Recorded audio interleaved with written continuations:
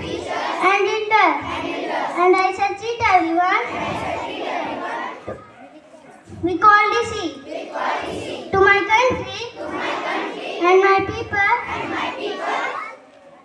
I place my devotion in their well-being and prosperity alone lies my happiness.